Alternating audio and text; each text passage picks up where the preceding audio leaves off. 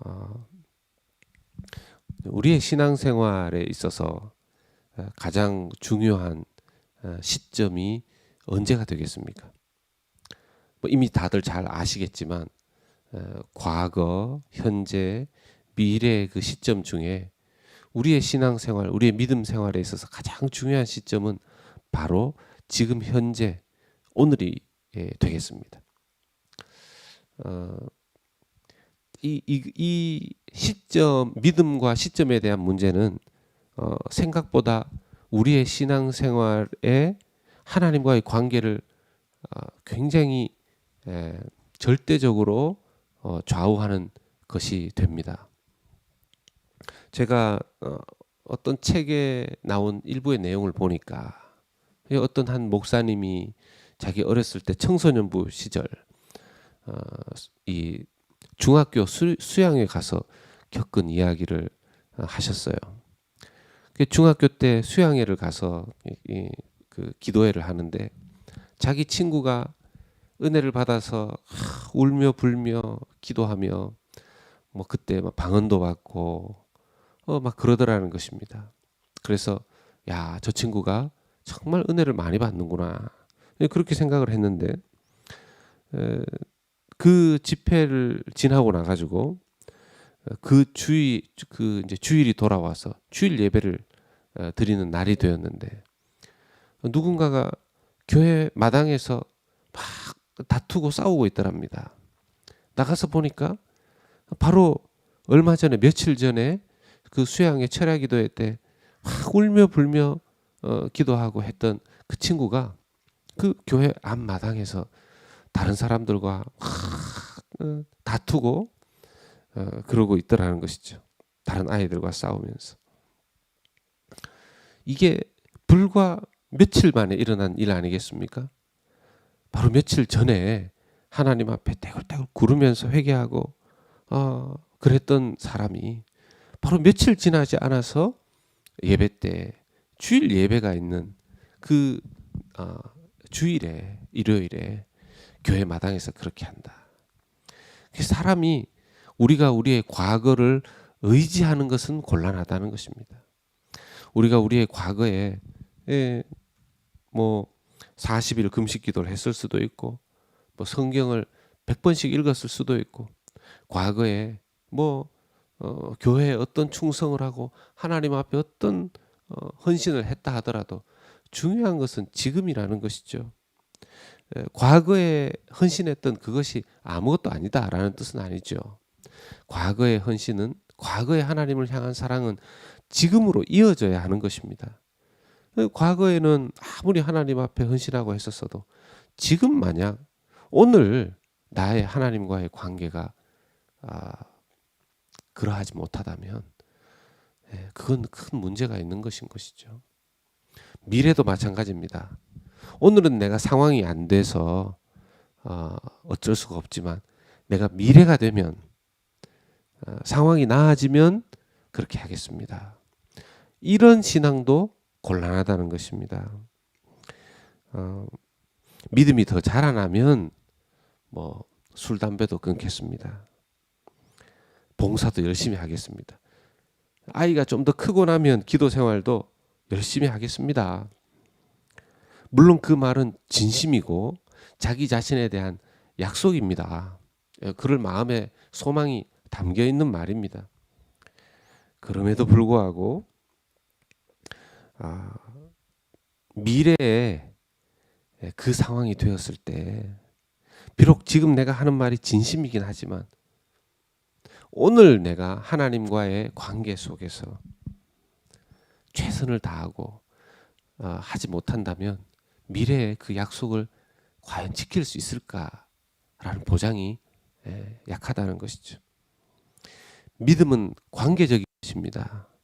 믿음은 유기적인 것입니다. 그래서 믿음은 관계적인 것이기 때문에 늘 현재형이라는 것입니다.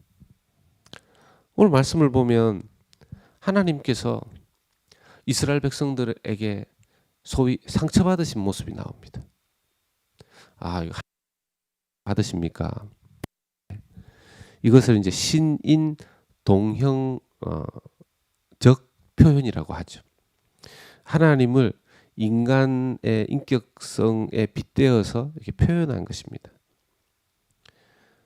하나님께서 자기 소유로 삼으신, 여러분 7절부터 9절까지 내 소유, 내 소유, 내 소유 3번 등장합니다. 이스라엘 백성들은 내 소유라는 거죠. 하나님 소유라는 겁니다. 그런데 하나님의 소유인 이스라엘 백성들이 어떻게 했냐면요. 8절에 보면 숲속에 사자같이 되어서 나를 향하여 소리를 내므로, 사자가 고플 때 먹이를 향해서 팍 소리 지르면서 달려들지 않습니까? 이스라엘 백성들이 하나님을 향하여 숲속에 사자가 먹이를 향해 달려들듯이 으렁거리면서 달려든다는 겁니다. 하나님이 상처받으실 수밖에 없지 않습니까? 그리고 9절도 보면 내 소유가 내게 대하여는 문이 있는 매가 아니냐. 여러분 매가요, 이 공중을 빙빙 돌면서 먹이를 탁 가로채지 않습니까? 아니 어떻게 하나님의 백성이 그 매처럼, 이글이라 그러나요? 이글 영어로 매처럼 이렇게 하나님께로부터 뭔가를 탁 탈취하려고 하나님 주위를 빙빙 도는 그런 존재가 되었냐라는 것이죠. 하나님께서 참 너무 사랑하시고 자기 소유인 자기 백성이 자기를 이렇게 대하니 상처를 받으시는 거죠. 10절에 나오는 많은 목자는 이방의 왕들을 의미하는 것입니다. 그래서 하나님이 어떤 징계를 내리십니까? 그러니까 이웃에 있는 이방 나라가 이스라엘을 그냥 마음껏 치도록 하나님이 허용하시는 것입니다. 이렇게 생각할 수 있죠. 아유, 하나님이 사랑하시면 그것도 참으시지. 하나님은 사랑과 공의의 하나님이신 줄로 믿습니다. 하나님은 사랑의 하나님이시지만 공의의 하나님이시기도 합니다. 그냥 뭐 잘못해도 우리가 하나님을 향해서 막 그 사자처럼 대적하고, 오늘 나의 믿음이 하나님과의 관계에 있어서 엉망인데 하나님 그냥 우리를 놔두시지 않는 거죠. 그럼 인간을 망치죠. 그런 사랑은, 정의가 빠지고 공의가 빠진 그런 사랑은 잘못된 사랑이죠. 잘못된 사랑, 기준도 없는 사랑입니다. 그래서 하나님은 이웃의 손길을 통해서 이스라엘 백성들을 심판하시는데, 나중에 보면 하나님께서는 그 진노 중에서도, 그 심판 중에서도 이스라엘 백성들을 회복시키시겠다는 말씀이 나옵니다.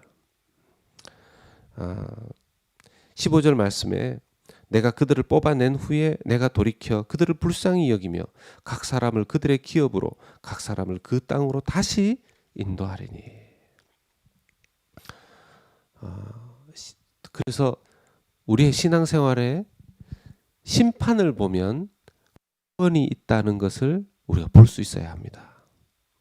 하나님의 진노와 하나님의 재앙이 있으면 또 하나님의 긍휼과 사랑이 있다는 것도 같이 기억해야 됩니다. 신앙생활 잘하는 비결은 내 삶에 어떤 어려움이 생길 때 하나님이 이것과 더불어 내게 은혜도 주실 수 있다라는 것을 깨닫는, 그것을 붙드는 신앙이 필요합니다. 십자가를 붙잡는 이유가 무엇입니까?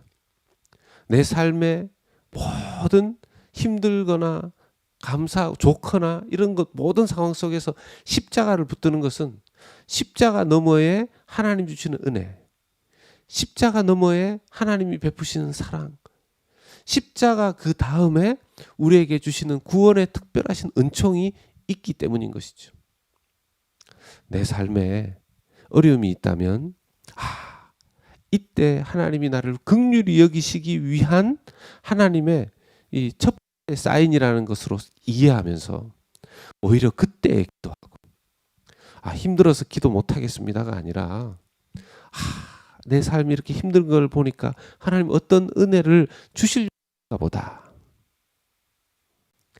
그런 마음으로 신앙생활 한다면 모든 어려운 상황, 모든 또 심지어 자기가 잘못해서 하나님께서 꾸지람을 하신다 하더라도 그 속에서 오히려 하나님과 더 가까워질 수 있는, 하나님과의 관계를 회복할 수 있는 더 좋은 기회로 하나님 앞에 사용되어지는 줄로 믿습니다.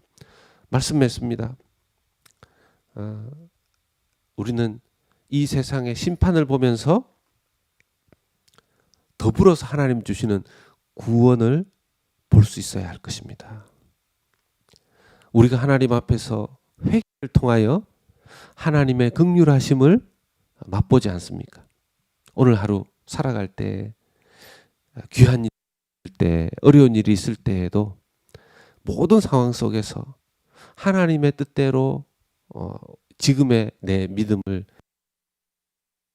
하나님과의 관계에서 올바로 붙잡고 기도하면서 또 삶의 모든 순간 속에서 하나님 주의 십자가 붙들고 승리하시는 존귀한 주의 백성, 주의 자녀로 살아가시는 귀한 성도님들 되시기를 예수 그리스도 이름으로 축원합니다.